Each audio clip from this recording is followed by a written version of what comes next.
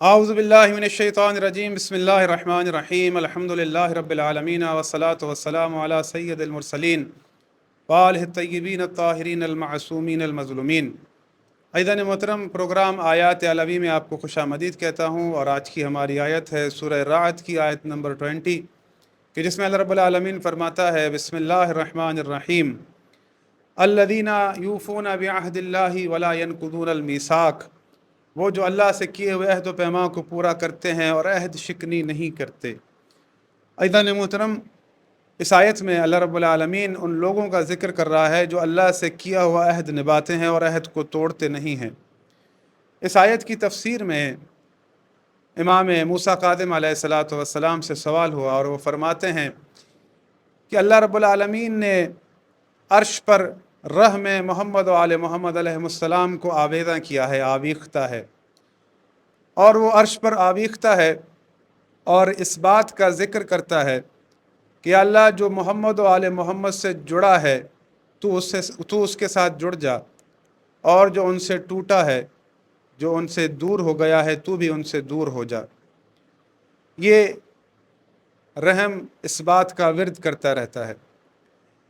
امام موسیٰ کاظم علیہ السلام فرماتے ہیں کہ یہ عہد عالم زر میں لیا گیا تھا جب انسانوں کو تخلیق کیا گیا تھا، اور ہم محمد و آل محمد علیہ السلام کی ولایت کا اللہ رب العالمین نے تمام لوگوں سے میثاق لیا تھا، عہد لیا تھا۔ اب جو لوگ اس میثاق پر پائبند ہیں وہ ہمارے شیعہ ہیں،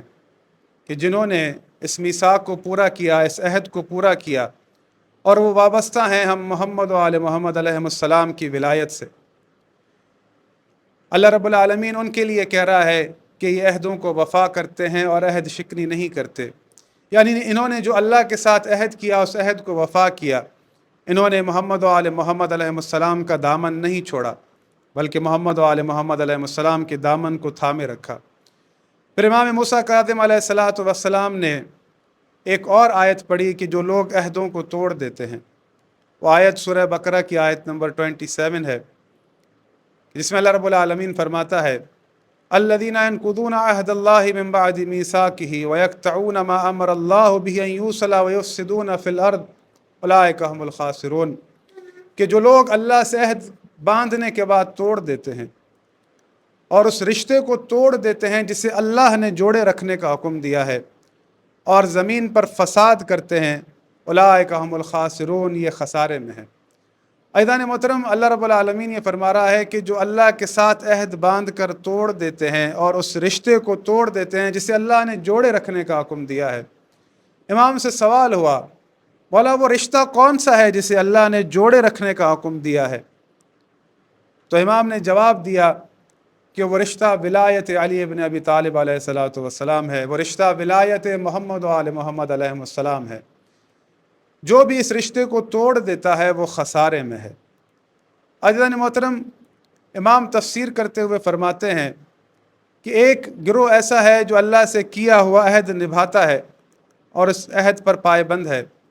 اور ایک ایسا ہے کہ جو اللہ سے کیا عہد توڑ دیتا ہے،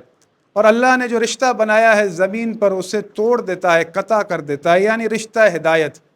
اللہ رب العالمین نے جہاں لوگوں کے لیے ولایت علی کو رکھا ہے، ولایت محمد و آل محمد کو رکھا ہے، رسول اللہ کی رسالت کے بعد اس رشتے کو اللہ رب العالمین نے قرار دیا ہے۔ اب جو بھی اس رشتے کو توڑ دیتا ہے اور زمین پر فساد کرتا ہے تو اللہ کہتا ہے اولئک ھم الخاسرون، یہ لوگ خسارے میں ہیں۔ اللہ رب العالمین چاہتا ہے کہ مومن اللہ نے جو رشتہ قرار دیا ہے اس رشتے کے ساتھ جڑے رہیں اور اس عہد کو نہ توڑیں۔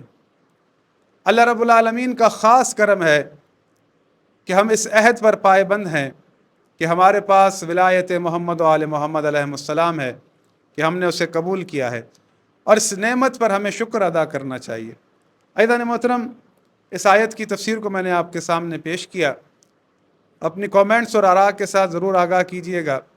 اور اللہ رب العالمین سے دعا ہے کہ آپ تمام مومنین کو خوشحال و آباد رکھے۔ والسلام علیکم ورحمۃ اللہ وبرکاتہ۔